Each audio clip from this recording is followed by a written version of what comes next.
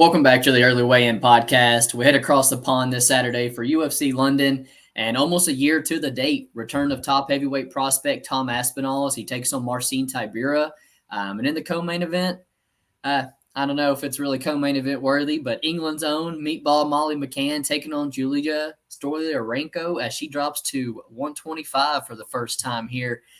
15 fight card at the moment as we head toward weigh-ins, which is pretty nice. Early night of fights with them being over in London. Ready to talk the best of them here with you, man. But before we do, free content every single week. Please do us a favor, like the video, sub to the channel if you guys haven't before, and help you boys out a little bit. As far as last week goes, UFC Vegas 77, winning night for both of us. No complaints there. Holly Holm cost both of us what would have been an even bigger night, though. But can't go broke making profit, man. I'll always take a night in the green, and I'll go ahead and let you finish up how we go ahead and let you talk about how we finished up before we jump into the main event. Yeah, absolutely a good day when it's a winning night for the podcast. We'll take a look at your card first. Like you said, Holly Holm really skunked us right there, man. It's weird that two girl main events have been ended by a standing submission within the past year, you know? Yeah. It sucks to see. You had Albert Duriev over Jun Young Park. You had a unit on him at dog money. I thought it was a good dog shot. Jun Young Park, I think he's solidifying that he's at least like right above that mid-tier level. Right. Good performance from him for sure. You had Norma Dumont over Chelsea Chandler, like super funny fight. Glad Norma got that done.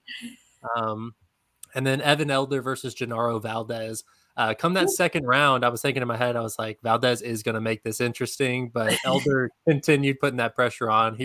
I think he covered his price tag at minus 280, even though there was a scare at some point in the fight. You know what I'm saying?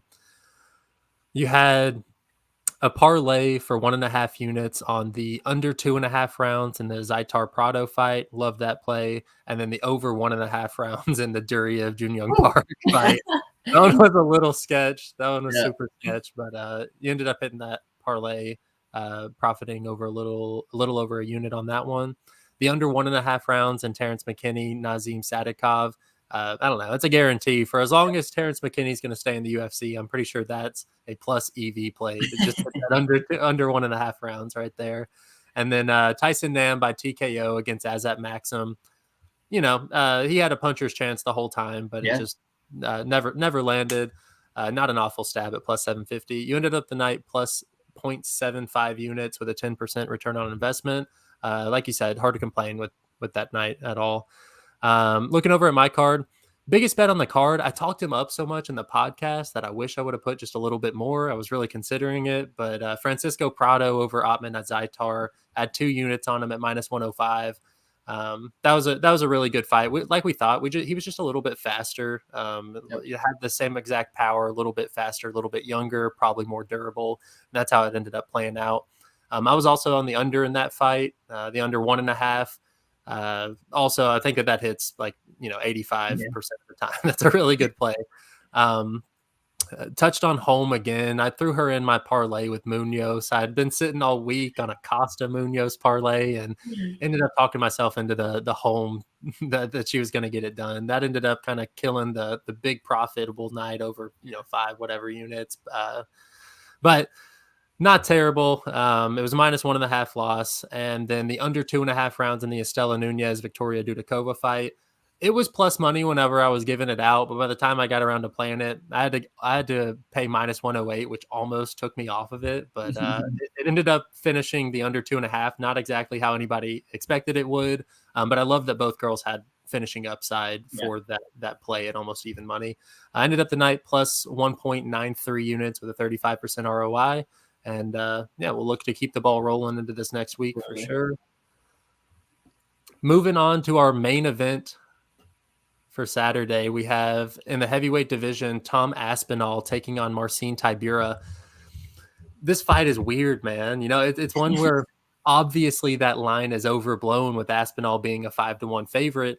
But at the same time, don't you think, barring another blown out knee scenario, that Aspinall is going to get a pretty clean win here? It's not even trying to take a shot at Marcin because he is a good fighter. I'm just not convinced that his defense, especially early, is enough to stop someone with as much finishing upside as Tom Aspinall has in those first 2 rounds.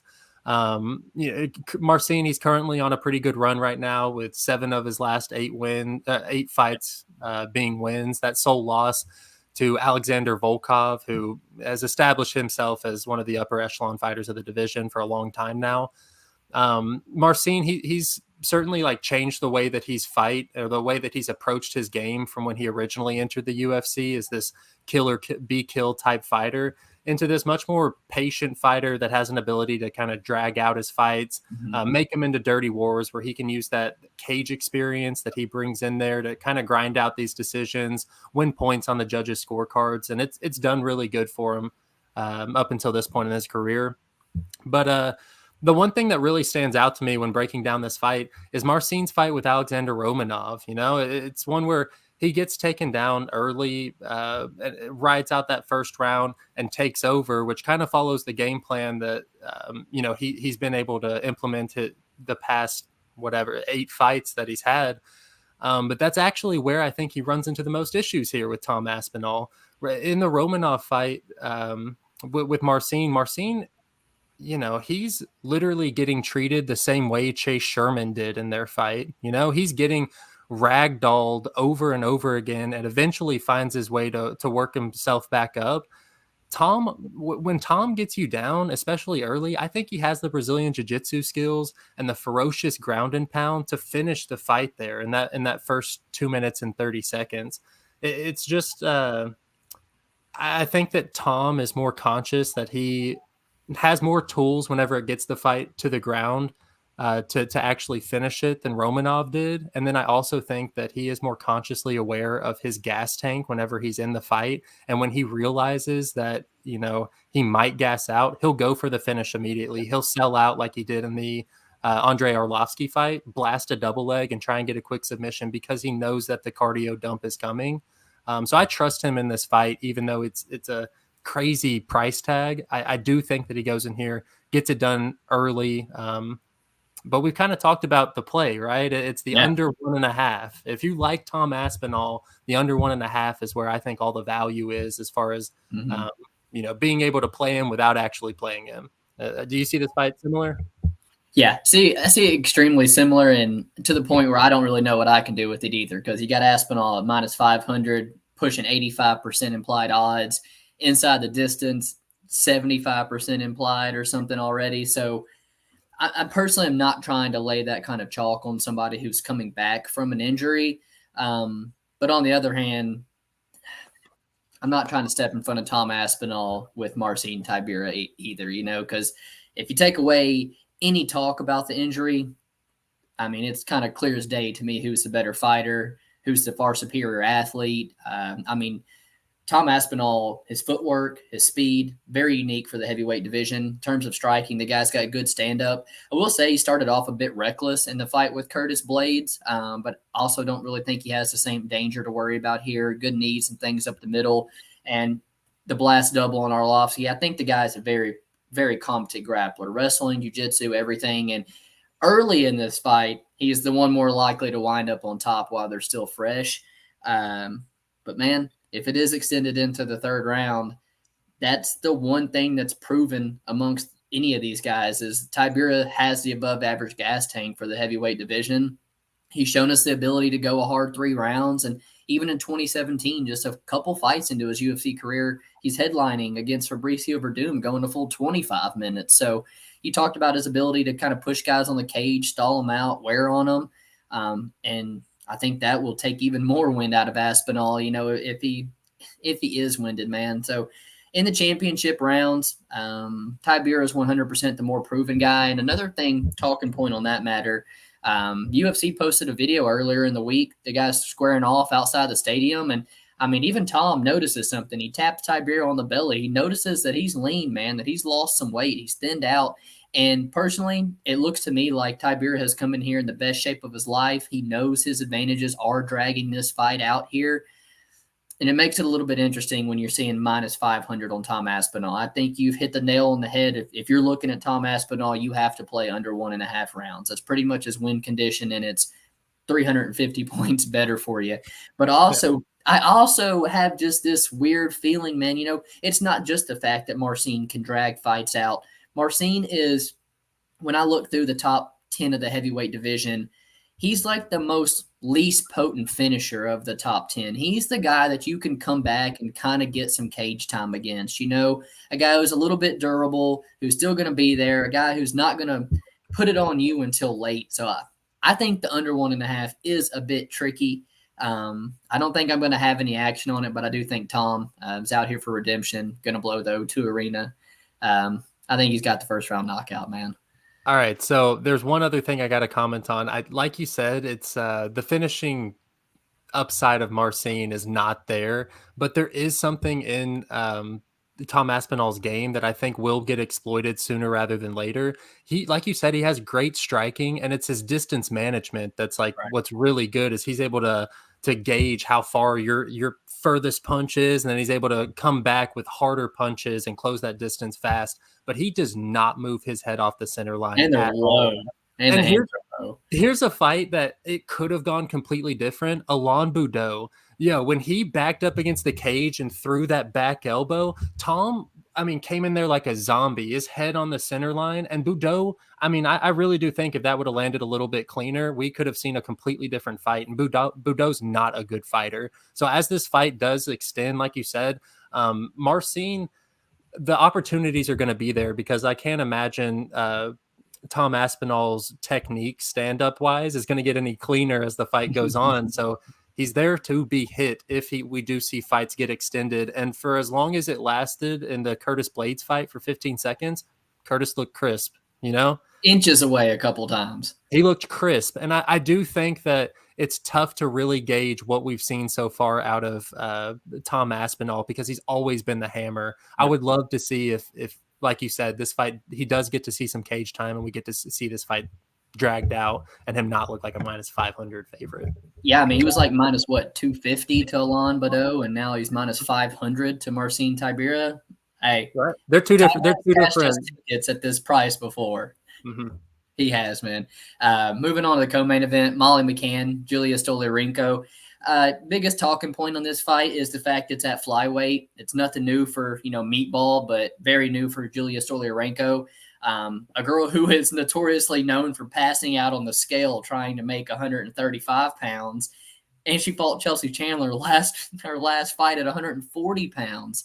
And so, ultimately, I do think there's a chance that she doesn't make weight, that the fight might not happen. But I do think that Molly, one, kind of stupid enough, but two, wants to fight in front of her home crowd on a co-main event. I think she still takes a fight against a much bigger girl who might miss weight here. And early on, I think Stoliarenko is live, man. She's going to be a whole lot bigger than Molly. I think she's going to be stronger than Molly in the clinch. And on the mat, she's a far better grappler, man. And for a woman, she has finishing upside on the mat, armbar in particular. And I don't think you will ever see me laying 2 and 3 to 1 on Molly McCann. The girl's mean. She's got good forward pressure. She can get in your face and let her hands go, but she is pretty one-dimensional, man. And I will say it's very talented girls like Erin Blanchfield, like Talia Santos, title challengers, future title challengers. But styles make fights, man. And it kind of brings me back to Demiris Magulov and Grant Dawson. I thought Demir was the way better fighter, but styles make fights, man. And I think Molly struggles with girls who, have good upside on the mat. So for the purpose of the podcast, I'm actually going to side with the underdog. I've hit this fight three different ways, to be honest with you. I do have 0.5 units on Stoliarenko at plus 250. I love a wide women's MMA line. I love a girl who's got good finishing upside, plus a grappling edge. And I've beaten the line too. I've also parlayed or bet the under 2.5 because I think that cashes with Stoliarenko's path to victory. But man, that weight cut goes bad. She can't get the takedown like she couldn't in she could in the Chelsea Chandler fight, but kind of gassed out after not having any success with it. I think Molly can finish her on the feet as well. So I'm targeting this fight a whole lot. And for the third bet, you have to kind of wait to the prop section to hear that one. But give me the dog, Julija Stoliarenko, to upset Molly on her home turf, man. Yeah, So I see what you're saying completely. It's tough for me to trust Julija Stoliarenko at this point in their career, man. She's just not giving me anything to love. Of course. As far as Meatball's deficiencies in her game, though, you're right. Like this is it kind of falls right into Stoliarenko's game plan. Yeah. The weight cut's going to be an issue, dude. I would almost bet money that this fight doesn't happen. Like if Stoliarenko actually tries to cut to 125 and she was passing out at 135, I think that she's going to like end up her organs shutting down and them canceling this fight, Yeah. which it would be terrible for the fans, but as far as the co-main event spot, it might do somebody a little bit more justice, like you talked about. So yeah, I do think that Molly McCann is probably going to be able to keep this fight up, especially if she can get past that first round. She might have to endure a takedown, but the longer this fight goes, the more she's going to really start piecing up Stoliarenko on the feet and the crowd momentum getting behind her. I do think that you're right. She's kind of primed for a finish here. And as far as Stoliarenko's UFC record goes, she's been a setup fight for everybody other than Jessica Rose Clark, which kind of dropped the ball in that fight, So I don't know. I think it'll be a really good fight. I understand why you're going with Stoliarenko here. Molly McCann is not a person that I would want to lay minus 150 on, much less this type of price tag. I love that you beat the line, so I definitely understand where you're coming from for sure. Just one thing I want to add on this fight as well. I hopped on DraftKings right before we started. They got the same game parlays out for this, and it is like plus 175 for Stoliarenko most takedowns. I think she's the only person with takedown upside here, and so if you're into the same game parlays, I think that's a nice little leg to add to it with her being plus money most takedowns. That's a good look. I'll be adding on to that for sure. That's a good play. Okay, so moving on to the fight of the night for the podcast. I am going in the lightweight division where we see Jai Herbert coming in as a plus 150, plus 160 dog. A lot of money in Ziam. Yeah, and a ton of money coming in on Firas Ziam. I think that these guys have very similar fight styles, Yeah. Up until Ziam's last couple fights, I thought that he was a pure striker, but it might have just been the matchups that he was getting coming into the UFC. I do think that momentum is all on Firas Ziam's side as far as him being the younger fighter. At only 26 years old, he's got incredible experience up until this point, and he's beaten some pretty good fighters. The Jamie Malarkey win, even though we were on the Malarkey side and that was an absolute robbery, it proved a lot, right? It proved a lot and was a much better look than the Don Madge fight. The Terrence McKinney one, it looks like obviously he could struggle with being young. Somebody could jump on him early and not being prepared, but I think that he's the side here, Jai Herbert gives us fucking bangers. It's in his nickname, but he's subject to get knocked out here, man. I think he's going to have to fight on the feet here against somebody who matches him size wise, which I don't think that he's going to be very used to. Kyle Nelson, the Kyle Nelson fight wasn't a great look, right? No, shit fight. Yeah, as a crap fight, wasn't a great look. And even when I think back on Jai Herbert's recent fight history, all you think about is the Ilya Taporia fight, right? Where he almost knocks him out. I almost lost a 6-unit parlay there, It's he just has moments where his fights are fun, but it's not necessarily that he's a great fighter. And I think that right here, he's matched up against somebody who's going to give him a fight. We're going to get a stand and bang 'em war for 3 rounds. But ultimately, I think Firas has all the potential to be better than he has in his last fight. And Jai Herbert at this point in his career, I think he's 35, 33, 35. Yeah. I think that he's only going to drop off at this point in his career. If Firas comes out here and mixes in some of the wrestling as well, I think that is just going to win him points on the scorecard. But I do think that this will be one of the more fun Firas Ziam fights that we've seen, just because the Black Country Banger is going to give him the fight that he wants. Your first talking point is pretty much the first thing I bring up as well. After watching tape, I couldn't I couldn't lay money on either side because I think they just match up so well. They're both long, rangy kickboxers. They both struggle with guys who are trying to get them down. I kind of have to look at the intangibles, and it's the age, the durability. Ziam being 9 years younger, so yeah, at 26, I think that makes Jai Herbert 35. Ziam training at Killcliff as well. Man, he's working with guys, improving at a very fast rate. And you talked about Herbert just doesn't seem to be able to take a clean punch. Like when this guy gets knocked out, it's a highlight reel like knockout. Whether it's the Ilia Topuria, it's the Francisco Trinaldo, like it's a highlight reel knockout, man. It's kind of bad, but I say that to say that I've been looking at the fight goes the distance at minus 125 all fucking week because the way they match up so similarly. Neither one, well, I think Herbert finished comma worthy at the UFC level, but other than that, neither one has finished, any of their opponents. And if Herbert could take a clean punch, man, I would be betting this very, very hard because I think it's just going to be a very close kickboxing decision. But I do think Ziam has that takedown path, like you said, maybe late in the fight or late in the round, still at 26, improving. Yeah, I keep coming out on the Ziam side. But then going back to me, my gut feeling, knowing it's going to decision in Herbert's backyard, I just don't know, man. It's going to be easy, probably be an easy layoff for me, but I'm going to come out on the same side as Frost Ziam there. My fight of the night, I went with Chris Duncan versus Yanal Ashmouz at 155. Seems to be one of the more heavily debated fights on MMA Twitter. And, I texted you originally, like I believe on like Sunday, and I was looking at Ashmouz at plus 100. It was before tape, and I solely think it was kind of off my bias of Chris Duncan to me being just kind of like a slow and hittable guy. And after watching tape, rewatching that Omar Morales fight, the guy has a more complete skill set, a more complete game than I originally gave him credit for. And, you see him training at American Top Team with Grant Dawson, with Dustin Poirier. You see him with Bellator's maybe best two fighters and Amasov and Johnny Eblen. Physically, he looks like in some of the best shape that I've seen him. And Charlie Campbell fight, everything. The guy is tough as nails. If it comes down to it late in this fight, I think I know who has more cardio, who has more heart left in him. And back to the Morales performance is very impressive to me, man. I tried to fade Chris Duncan here, and he showed me a complete skill set.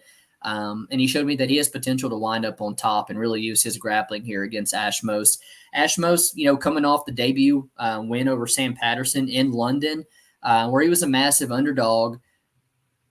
But for him to flip from a plus 300 to a plus 100 here opening, there wasn't any questions answered for me. When you watch him on regional tape and then just watch him catch a kick and flatline Sam, I didn't really gain anything from that, because on the regional tape, this guy's not a big knockout artist like he knocked out Sam Patterson. There's a lot of grappling in some of his fights. He's good with clinch knees and things. And, I've seen him slow down a little bit. I've seen Rizzo guy take him down a couple times. A guy in PFL, like first 10 seconds in, lands a takedown on him. I do think Chris Duncan can go to the grappling late in this fight. But my bias, it's still kind of hard for me to part against Chris Duncan because I do see Yanel's having a speed edge. I do think Duncan struggles to get the head off the center line. And despite me saying Yanal wasn't the biggest knockout threat on the regional scene, I think that's his best path to victory here is to knock out Chris Duncan. I'm going to side with Chris Duncan though, man. I don't think I'm going to lay minus 150 on him, but I do think there's a grappling upside. I think he trains at a higher level. I think the guy's improving. He's in his backyard. A lot of things that kind of point me to him here, but it's going to be a pass. I just think this is going to be a banger fight, man. I love that. I love it. It's a good pick for a banger fight. I definitely agree. Moving on to the fighter section of our podcast. I'm going to the middleweight division. Paul the Bear Jew Craig, man. He's currently on a 2-fight losing streak, and he is dropping down to 185 pounds for the first time in his career. He's 35 years old now. And he's been fighting at light heavyweight since he started his amateur career 11 years ago at 24 years old. And now he thinks that dropping down a weight class is the answer. And I'm not sure I'm convinced, man. I really like Paul Craig as a fighter. I think he has a cool story. He brings like a great energy into his fights, and then he's always going for finishes. But I think that he is kind of searching for answers at this point in his career. And he's been matched up against somebody in Andre Muniz, who I do not think is a good matchup for him. Andre Muniz offers a lot of the same things that Paul Craig does. He's a submission specialist. I just think that Muniz probably has better striking, where this fight, it's 2 ground specialists, so it's probably going to stay on the feet. And I got to lean towards Andre Muniz to out volume Paul Craig, be able to put together better strikes. Paul Craig, he's kind of a, mediocre striking, and then he'll throw a spinning back kick out of nowhere. He hasn't even really nailed down the basic techniques, but he's willing to throw techniques that he has no reason to ever be throwing. And so I'm a little worried that he's going to run out of options on the feet, and Muniz is going to really start to take over. If this fight does go on the ground, I don't think that Paul Craig is going to be at too much of a size advantage over Andre Muniz. Muniz is a big 185er. I think the wrestling edge is towards Muniz. It's all about if Paul Craig can make this weight. If he can make this weight and look good, he might have a chance. But I just think that the UFC really stiffed him on this matchup right here. So looking to get off that losing streak. He's my fighter to watch for a ton of different reasons. It just stinks that I don't actually see him getting a win here. Yeah. Offensive wrestling, biggest thing. You got what's Paul Craig pulling guard and things to get the fight down to the mat. I think Muniz actually has offensive wrestling to get the fight down to the mat, and probably a higher class jiu-jitsu to be able to stay safe. I like it, man. Fighter for me to watch going to be Joel Alvarez. The guy has been out about a year and a half now since his loss to Arman Tsarukyan. And it is not a bad loss. Step up in competition that he just wasn't ready for. We're talking about a top lightweight in the world, probably in a number 1 contender match next. But it's the way he lost, man. He lost badly, got beat up, got cut open, and I'm glad he took the appropriate time off, did not try to quickly rebound because he showed some weaknesses, showed some holes in his game that he needed to patch up if he wants to be an elite fighter in this talent-rich division. Fantastic frame for 155, but you can consider this guy a weight bully. He almost doesn't even care to make the weight. He's missed multiple times, if I'm correct, but he uses the frame very, very well. The guy's on the front foot, tons of forward pressure to back you up against the cage. Got a good right hand, good calf kick. I like the way he leads with the knee up the middle just due to his size. And, when he's being pressed backwards, he's got a nice little check left hook I like as well. And his best showing yet against Thiago Moises is somebody that I rate higher than, Mark DeCasey here. The biggest knock on Joel Alvarez, it is not even a joke. It's a 0% takedown defense on the UFC stats page. It's been his weakness throughout his whole career. And there is this narrative, he's got his knee pads on. This is D1 Mark DeCasey, and I'm just not sold on it, man. You really got to put into context, like, who he lands these, 15, 18 takedowns against. Like, Damir Hasdovich is out there, like, telling Moicano, well, you shouldn't have submitted me so quick. Like, I have no ground game. Like, Slava Borishev has no ground game. These guys are known for not being able to grapple at all. And even when, DeCasey got in very dominant positions, he did nothing with it. He is not a finishing, has no finishing potential on the mat. I think that size of Joel is really going to keep DeCasey on his back foot. I think the takedowns are going to be coming from a mile away, just like they were in the Michael Johnson fight. And if he is able to get on one of those attempts, Joel's got a nasty guillotine that we've seen cause DeCasey issues in the past. He's got triangles. He's dangerous off his back. And if DeCasey's just not he's not a wrestler first, man. Like, if he comes in here and shoots a sloppy takedown, I think Joel could wrap it up and make it look very quick. If the DeCasey shows up that fought Michael Johnson last time, I think this is an easy win for Joel. I thought DeCasey looked flat. The volume wasn't there. It looked slow, had his back up against the cage. MJ had center of the octagon the entire fight, man. I just hate that Joel has become the absolute mush play this week. I got 2 units on him as soon as the fight ended last week. at minus 155. So I've got some great closing line value on the guy. I just need him to do his job this week, man. So he's going to be my fighter to watch. I lost money on Joel Alvarez off the Arman Saryukian fight after making money on him against Thiago Moises. So I don't really know how I'm feeling about him right now. I hate that, instead of getting plus money on him both those fights, now we're having to pay 2-1 if you didn't get in on it early. Definitely a great fighter to watch, though. We move on to the prop section of the podcast. Underdog. Dog section? Dog section, easy. All right. This is I like Danny Barres as my dog, man. There's a couple of fighters that I like as my dog. Oh man, we talk. Okay, no, I'm gonna go with Danny Barres here. He is moved into a dog position. It's kind of been floating around even money all week, but right now I think technically he's a dog. He's got to fight against Rafael Filho, who I think is riding a lot of momentum coming off of the almost win over Muhammad Mukayev. Had him in a knee bar. Had him in a knee bar. It was really close. It's like now he's pick him against anyone. Right, dude. Danny Barres. I'm just gonna rattle off some of the things that I noted whenever I was reading over tape. He was a brown belt in Brazilian Jiu-Jitsu in 2021. I don't know if he's upped that any, but he's legit on the ground. He's on that 4-fight winning streak since the Contender Series debut that he lost against Carlos Hernandez. Now that 4-fight winning streak, we've kind of talked about. It's tough to gauge where he is because they're shit competition, but he's finishing them exactly how he should finish that level of competition. He's a Spanish combat sambo champion. He has insane leg kicks that I really think are going to eat up Rafael Filho. Mm-hmm. He stalks his opponents down. He's super well built for the division. He's got an excellent chin himself.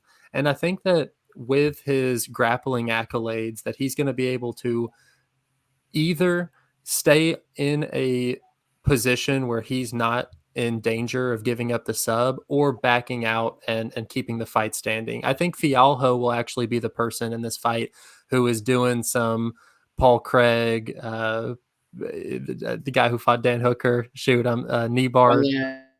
Who is it? Claudio Puelles. Yes, I think that he'll be the one who's going to be Imanari rolling, Ryan Hall, like trying to get this fight to the ground and initiate the grappling exchanges in those ways, because I don't think that Barres is going to give him the fight. I think that he's strong enough to keep this fight on the feet, and he's definitely more dangerous with his hands, with his leg kicks, that I think he could just slowly pick apart Filho.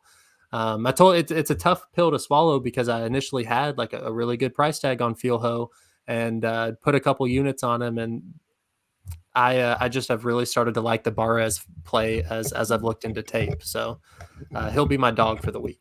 Yeah, man, I think you hit the nail on the head when you said like a close performance against Mukayev automatically is going to like give you respect to the bookies that you really might not deserve, because Mukaev's very one-dimensional, Yeah, Barres is what, like 33 as well. It's not some like 5-0, 22-year-old guy making a debut. This is a dude who's like fought on the regional scene, fought Manel Kopp. Like, yeah, man, it's a close fight, and my head's starting to kind of lean toward the way you are as well. Underdog for me, I do have Stoliarenko locked in, but I released a unit on Mick Parkin at plus 135 as well, man. I think this is a 50-50 fight. I think you could honestly slightly lean Mick Parkin a minus 120 favorite or something here. I'm not really getting the minus 160s on Jamal Pogues. The guy, to me, I don't think he's personally just that good. I really don't. When I watch him back on the Contender Series, regional scene, Josh Parisian, the guy's not that good of a striker. He's not that good of a wrestler. He's just an athletic heavyweight, a guy who used to be a light heavyweight, who's a little bit faster, has some volume. But Dana even said it when he signed him, man. Like, he didn't get a finish twice on the Contender Series, but like the UFC needs heavyweights, so they brought him in. Like Josh Parisian is as low level as it gets, and man, again, I just kind of go back to this being much closer to a 50-50 fight. Mick Parkin is making his debut as well, 27 years old as well, man. He's going to be a little bit bigger here. I think he's got the more well-rounded game, in my opinion. He can kind of put you on the fence. I think he's going to be stronger there in the clinch. He's got a good wrestler, a good counter right hand. The biggest knock on the guy is the competition that he's fought. But like you kind of said about Daniel Barres, he's handled him accordingly. He's finished him like all in the first round, I believe. He's got an 8-fight amateur career. You see him training with Tom Aspinall, Phil DeFries, who's the KSW champion, just won the other day as well. There's a chance that this turns into just an absolute sloppy heavyweight fight, man. And I want the plus money ticket here. The guy who's, in my opinion, slightly the justified favorite fighting in his backyard. So I got one unit on Mick Parkins at plus 135. Yeah, I like that. I like that a lot. Moving on to the prop section of the podcast, I'm going back to our main event. It is Tom Aspinall by submission plus 360. I don't know why his knockout prop is so high. I think that he has all the potential in the world to do exactly what he did in the Andrei Arlovsky fight, just a little bit sooner. I think that he knows that he has the potential to do that. And hopefully after this last fight, he understands that duking it out on the feet might not be the best option, especially when you're fighting other guys who have the power to put your lights out. Yeah. So I'm actually anticipating Tom to come in here, blast double leg Marcin, similar to when Romanov got a hold of him. I think he's going to be much stronger than Marcin. And if Marcin is coming in thinner than usual, I think that's going to be to his detriment early. I think that Tom's going to be able to pick him up, slam him down on the ground. And then once it gets to the ground, I don't think that Aspinall, I know you said you want to see him have a little bit of cage time. I think he's trying to get out of there, dude. I think that he'd much rather keep that win streak or keep his wins how he has been doing it. So an early takedown, an early sub is kind of how I'm seeing this fight. So for the plus 360 on Tom Aspinall, who has, I'm pretty sure like a third of his wins come by submission, literally. Like I think it's 30%, something like that. And it's, it's, I don't know, this fight, it seems like it's a, okay, yeah, 33% of his wins. Okay, I just wanted to make sure. But yeah, so he can sub. We just saw him sub Andrei Arlovsky. Volkov too. Yeah. Volkov. Nobody does that to Volkov, man. So I don't know. I'm on the plus 360 by submission. I think that that's a great way to play the minus 500 favorite. And I don't think that it's a definite that he's going to go in there and ground and pound Marcin Tybura. Tybura is a tough guy to get out there, get out of the fight. So I imagine that he understands that he can take a beating, and maybe not finishing him with little pepper shots is not the answer. He wants to get this done, not drag the fight out. So by sub. I dig it. Prop for me, Julija Stoliarenko, round 1 submission, plus 800. This girl has got 10 wins on her record, and 9 of them are by first round submission, I believe. She's also got all the like custom rules matches that don't count on her resume, and like all of them end up by first round armbar as well. I think I did the math, and it is something like 75% of this girl's wins are first round submissions, and it's 11% implied odds. I think it's even crazier than Tyson Nam's knockout last week. I think this is Stoliarenko's only path to victory because she's not the better striker. I don't think she's going to have the better gas tank, especially with the tough weight cut she has ahead of her. Even if she gets some ground time, she's not going to have the judges' favoritism. Like Molly McCann's a co-main event for a reason, man. You're going to have to finish Molly McCann, I think. And even if you are on the Molly McCann side, even if you bet Molly McCann, degenerately, I think this is a must play at plus 800 just because it's solely the fact that this girl's won 75% of her wins this way, and she's going to have the big size advantage and the big grappling edge. So, man, I really hope she cashes this ticket because I got her as an underdog, the under 2.5, and this. It'd be like a 4-unit win or something for me if she were to pull that off. Nice. I'm rooting for you, man. Move into the quick pick section of the podcast. We start. Oh, someone's eager. Yeah, I know. I keep jumping the gun for sure. Okay, best bet of the card. Let me look. Oh, I know my best bet. It is going to be. He was my other option for underdog, and it is Josh Kulabau. I like it. I love Josh Kulabau, man. He's somebody who I think that I am completely opposite of the public, and I've been able to cash him in a lot of different spots because of the way he looks. Like I honestly think that it's his body that makes him a dog in all of these matchups, or doesn't give him the credit that I truthfully think he deserves. Now, Lerone Murphy's somebody who it will be his biggest test to date. So I guess I understand why the odds are the way they are, but simply on the eye test, I think that's where a lot of people's money is going, man. They see Lerone Murphy literally, like chiseled, and then you see Josh Kulabau, he doesn't look like he could fight. But I told you earlier, I liken Lerone Murphy to David Onama, not just because they're black, it's just that they fight similarly in the fact that they give up moments in their fights where it looks like their controller disconnected. And, I think that Josh Kulabau is the type of guy who capitalizes on those moments and can really put Lerone Murphy in some really tough situations. If Josh Kulabau is able to get it to the ground, I think that he has the BJJ and the control to keep it on the ground for an extended amount of time. Even if he's not able to sub somebody like Lerone Murphy, I do think that he's going to win minutes. So having him as a dog, you can bet your ass he'll be on my card this week. I just don't know how much I want to bet him. And I'm not really worried about that line coming back the other way, because I think as weigh-ins happen, face-offs, there's going to be a ton more people wanting to bet Lerone Murphy. So, Josh Kulabau is my best bet of the card as an underdog. That rarely happens. I like that, man. I do like it. Best bet for me, opposite end of the spectrum, Makhmed Muradov, minus 275 where I bet it. But kind of like Elder last week, man, I really couldn't find a parlay leg that I was comfortable laying 2 and 3 units, to parlay with this here. So I just laid 2.75 units to win back 1 unit here.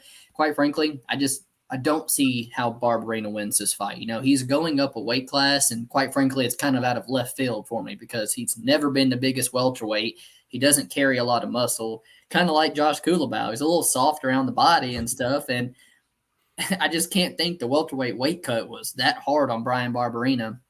He was once known for the elite durability, but that does seem to has started to fade at this point in his career. The guy's been finishing 4 of his last 5 fights that he's lost. And even the other one that he did lost, Jason Witt drops him, and so he's hit the deck in all 5 of these losses. And now you're moving up a weight class, getting hit by bigger, stronger guys. I don't see it going well, man. I think Muradov's twice the striker. I think he's bigger. He's got faster, more technical hands, works the body to drop your hands.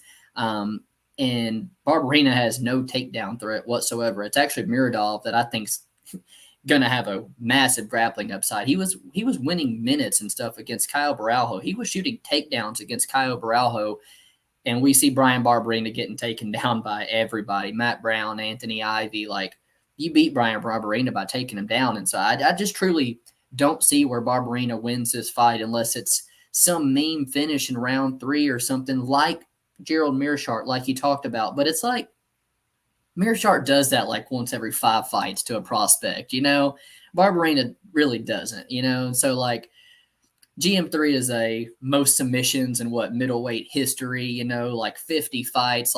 That's a true vet that can be tricky if you gas out against and is a potent finisher. Barberena just really doesn't bring that to me here. So I do favor Muradov in every aspect of this fight, and I cap him 78 to 80% of the time. So I was comfortable just laying him straight here for my best bet this week. I like it. Okay. Quick pick section. Quick pick section. We start off in the flyweight division. Rafael Filho taking on Daniel Barres. I'm on Daniel Barres here. I'm hoping that I can find it in me to make a play, because it does look like that line's kind of flipping a little bit. Daniel Barres is my play. I don't think that I'm going to have a play with you, but my pre-fight pick has flipped since watching some tape and stuff on him as well. I think I'm going to side with you and Daniel Barres to get this done. We go to the women's strawweight. Bruna Brazil taking on Shauna Bannon. I think Shauna's pretty. I think Conor McGregor, Patty O'Houlihan, Molly McCann helped coach her. I think that's why she's here, man. But to me, Bruna Brazil is clearly the better fighter. A lot of grappling upside. Bruna Brazil, I lost 15, 20 cents on the line, man, but I have to trust my gut. I did play her this week. This seems to be a reoccurring theme on this card where one fighter looks like a fighter and the other one doesn't really look like a Right. fighter, you know? Like you said, this is kind of one of those ones. Shauna Bannon, pretty legitimate amateur career too. She's 9-3 as an amateur on top of this 5-0 pro career. And I do think that, she gets, I think that if she was uglier, she would probably be respected in this position a little bit more, even with the same exact outcomes. It's just, yeah, you look at her and she looks like one of the celebrity boxing OnlyFans girls that we just saw this past weekend, And she posts like it on Instagram too. Yeah, so it's tough to take a female fighter serious like that. So I understand. I understand why anybody's on Bruno Brazil. It's a low-level girls fight though, so I think I'm going to lay off. Yeah. But yeah, I totally feel you. Moving to the lightweight division, Chris Duncan taking on Yanal Ashmouz, and Chris Duncan super hittable, dude. I hate like laying the price on him, but Chris Duncan's the pick. Yep. Same thing, man. Couldn't ever lay the price just because I can't separate myself from that bias of him being so slow and hittable. And it's like, man, I tried to fade him with Omar Morales, and here I am passing up on plus money, and it might be the one where, he goes out there and gets deaded. I want to fade Chris Duncan. I really do, man. I told you earlier in the week I almost did, but another one that kind of flipped after tape. I'm going to go pick Chris Duncan to get the dub. Women's bantamweight, Ketlin Vieira, Pannie Kyanzad. Sucker for women's MMA. What can I say? Got a unit on Ketlin Vieira, minus 155. I think this girl is just clearly the better fighter here. Superiorly on the ground. I think she takes Pannie down. Clear path to victory there for her, but I think the fight's super close on the feet. Far better competition, 5-round experience. Ketlin Vieira for a unit for me. You might find me on this same play, dude. I don't understand how it's this close, to be honest with you. I think if Ketlin Vieira wasn't coming off the split decision loss to Rocky, that this line is, probably even wider. Right. The girl is like about to fight for the interim shot, since Amanda left. The girl who beat Pannie by unanimous decision, it's like, it doesn't really make sense. I'm with you. I think Ketlin Vieira, she's had way more potential in her fight career than Pannie ever did. And, I feel like you're getting her at a buy low spot here. I don't know. Yeah, the more I talk about it, the more I'll probably find myself on Ketlin Vieira as well, especially if it sticks at minus 150 or better. I like that. We move up to the middleweight division. Awful decision for Brian Barberina at this point in his career, man. Brian Barberina, Makhmud Muradov. I'm with you on your best bet, Makhmud Muradov. Yeah, Makhmud Muradov, easy pick for me. Moving on up, men's heavyweight, Mick Parkin, Jamal Pogues.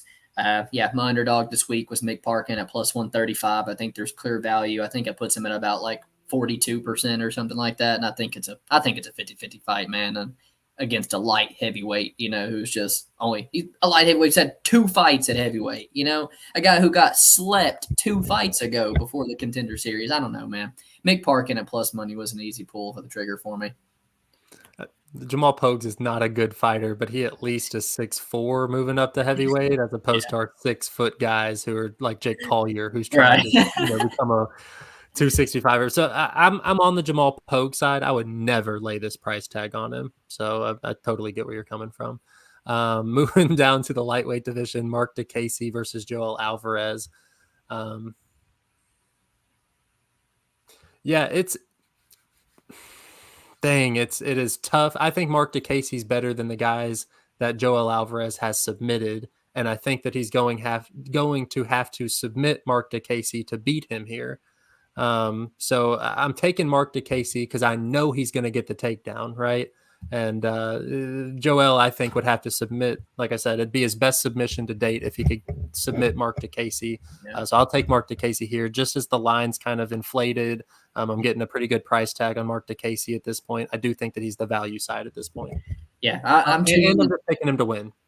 I'm 2 units deep on Alvarez, though, but it's at the opening odds. And I will say, man, at minus 230, things are getting hairy so much that I've kind of hedged out, on Mark DeCasey, a round 3 decision at plus 275 to kind of get some of that stake back.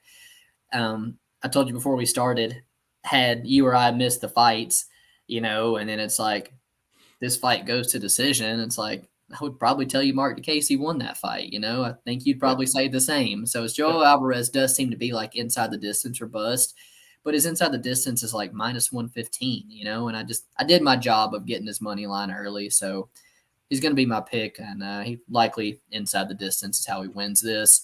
Danny Roberts taking on Johnny Parsons at welterweight.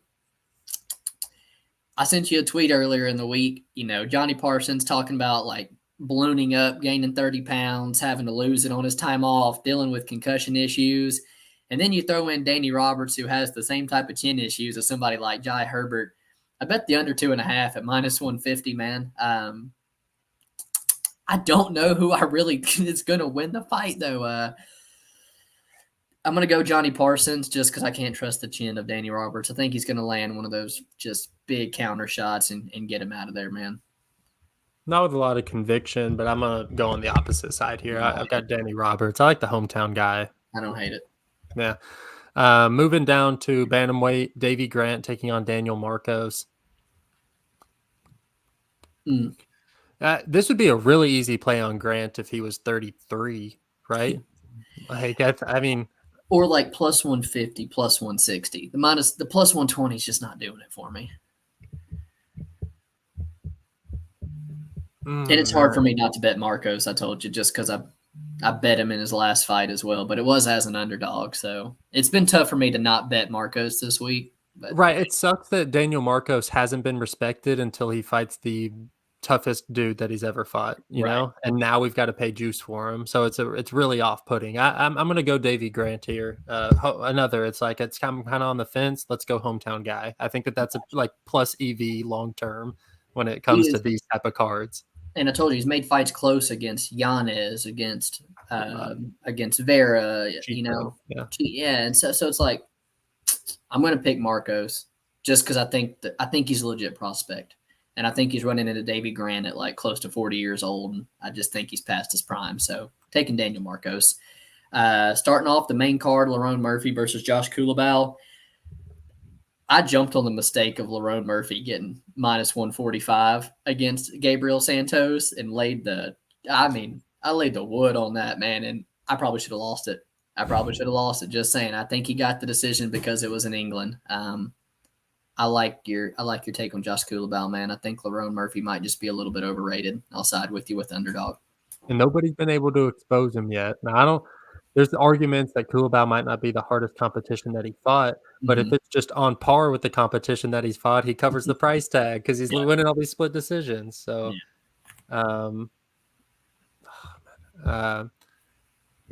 so will you take over this next one real quick? Yeah.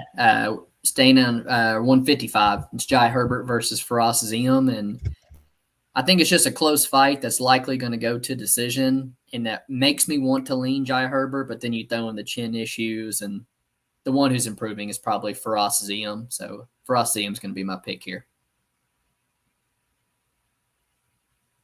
How you see that one? There we go. There? Yeah. All right. Cool. All right. Say something for me. You're good. Herbert and Ziam? Yeah. Herbert Ziam. Sorry. I had a phone call. Yeah, we're on the Firas Ziam side. I think that he's got all the upside being only 26 years old. I love him as the pick here. Moving up to the middleweight division, Andre Muniz taking on Paul Craig. I'm on the Muniz side pretty heavy. I think that he's a solid anchor to your parlays, which we talked about a little bit earlier. I just think that he's got Paul Craig covered every which way, and we're not even sure if Paul Craig's going to look anywhere near what he should at 185.